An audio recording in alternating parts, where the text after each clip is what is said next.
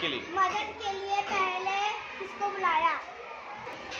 जवाब, खेत के मालिक ने मदद के लिए पहले अपने पड़ोसी और दोस्तों को बुलाया। नंबर 3, दूसरी बार खेत के मालिक ने मदद के लिए किसको बुलाया? जवाब, दूसरी बार खेत के मालिक ने अपने भतीजों को